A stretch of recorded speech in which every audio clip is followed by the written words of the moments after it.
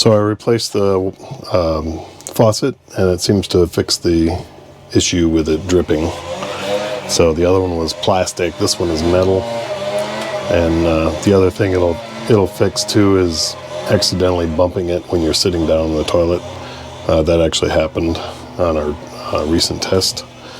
So I was going to try and flip them around or make some kind of lock thing, and then when the dripping started again, I just like, forget it, I'm just going to replace it. So this one was a little more money, but it's all metal, so that's good.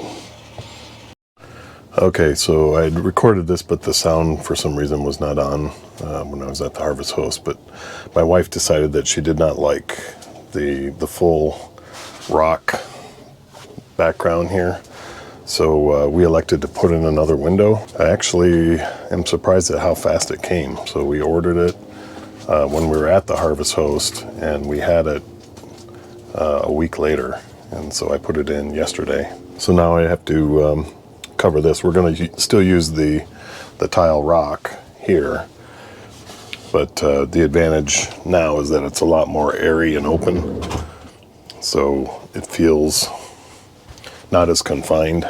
It was more expensive. It was a lot more expensive than when I had originally purchased these other windows. That was about a year ago, and it's gone up, like this window I think it's gone up like $150. But I also waited a long time when those were first coming out, so I waited like, I think it was a month or two for it to come. And then this one was just, they must have enough of them in stock now where they can just ship them out as soon as you order them. But yeah, I'm going to cover this with that brick, and then I have to fill in this part here, and then the door will be done. So for this window, it was pretty much the same as putting in that window, except for the center pillar column on the door is much shallower than that one is, and you can't pull it off because it's actually connected to this metal, I believe. So it's like a pinch in there. So I had to basically shave using an angle grinder, just cut a little bit of it without going, you got to be careful not to go through the other side of your van. And so I would just basically scored it kind of deep, and then I was able to use pliers to wiggle it like that until it broke off. And then on the back of my gasket, I just made a little gap with a chisel so that it would just sit up against there flat. I actually made this whole piece before putting it on the wall, so that this is my actual template. So it's the full thickness of the template in here. It's 1/2 on the top and 3/4 in the back, and that makes it just wide enough for the 24 to 34 millimeter window. And so I'd had it already cut because I was going to use it for the to put the tile on for the whole entire wall. And then I went to the Curdy board, and then we decided not to use it, but I still had it, so I just put a piece of 3/4 on the back of it. And then I made my template for the window, just like in my other video, and traced it out onto the wood, cut it out, made sure it fit, and then brought it up to the van, placed it in place, and you got to kind of hold it because it wants to shift this way and that way. So I had to shave it down until it was fitting in these corners pretty good, and then I just held it up really close, and I taped the template to the back of it so that when I put it up against the wall here, I could drill through, and that gave me the middle. And since I knew this was already kind of straight, I just came down here and I measured up, I think it was 3.5 or 3 3/4 inches from the bottom here to make sure that the window was square with the door. And I wasn't sure if it was going to fit with the plywood, because I cut the plywood first and then I had to adjust this a little bit back and forth. But when I put it on, it fit just fine, so it worked good. And now since we're going to put this this stuff on the door, the last time when I did it over here, I could see gaps and I could see wood through the cracks, and so we just painted this black to help hide that a little more, make it look dark if you see through the cracks. the mirror. So the one thing I don't like is the cord basically has to go down to a cigarette lighter.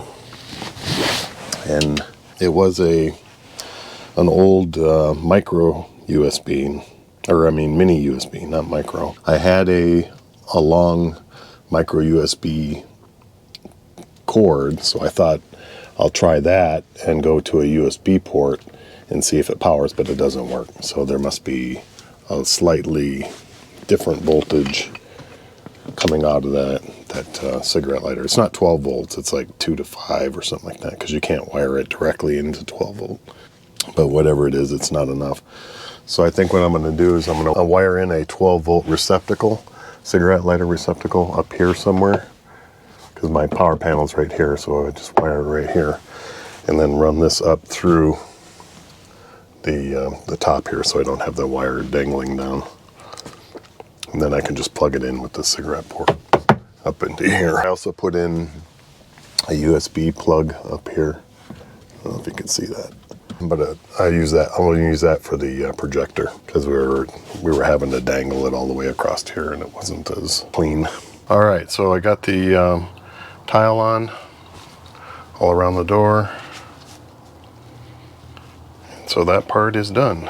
So we were going to put wooden slats up here, but now the wife has a different idea about what she wants up there. Maybe some storage, the insulation out.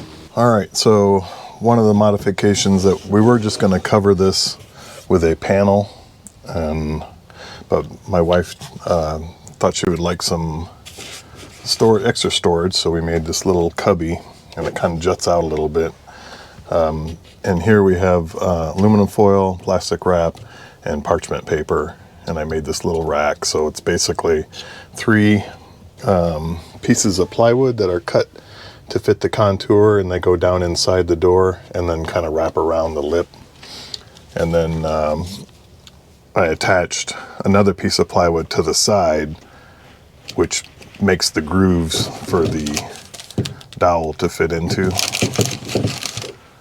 And then I'm going to make a door over the top of this, or a cover, which you can pull the whatever you want out of it and then tear it off.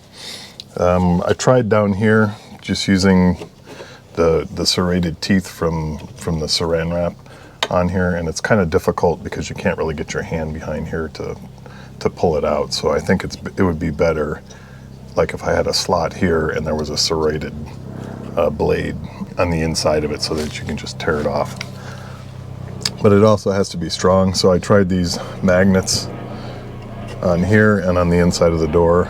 And the door that I had was it wasn't very strong, so it broke when it fell and hit the ground. But these were not strong enough to hold it in place. I had magnets on this side and on the other side, but the combination was still not strong enough.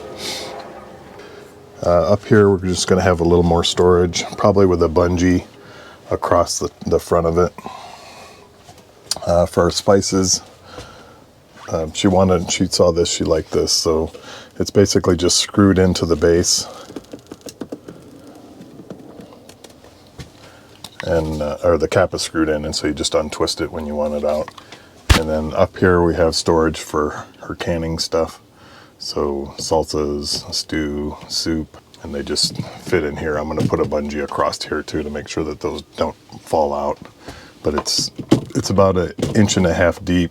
I think if there was a heavy rocking, it might cause them to fall out, but for the most part they'll stay. So we're going to put the bungee on there to make sure that they stay put.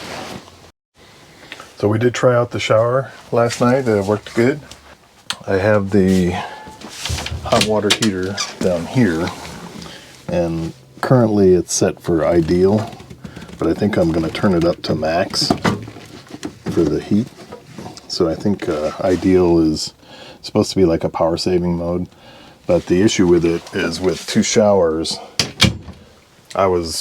She went first, and so when I got in there, I was showering and it started to get cold. So I think with ideal, for one person it's fine, but putting it on max, it'll use more power, but you'll also mix it a little bit more here.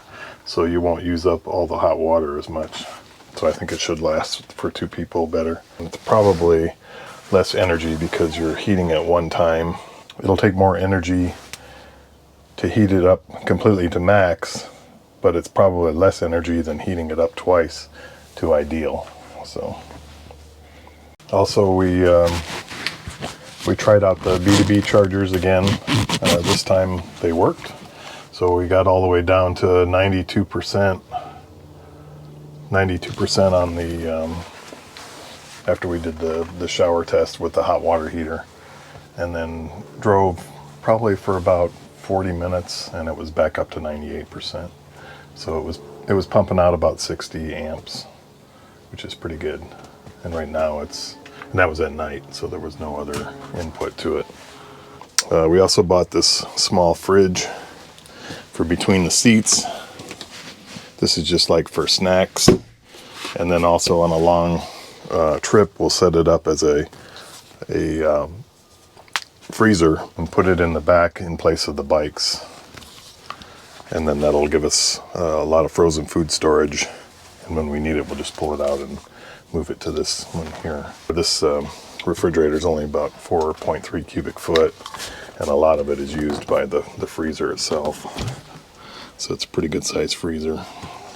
But yeah, we can use it as a freezer or refrigerator. I'm not really fond of the look of this. I'm not sure how to clean that up, but it looks kind of janky to me. So I may do something to cover it so it's not as homemade looking.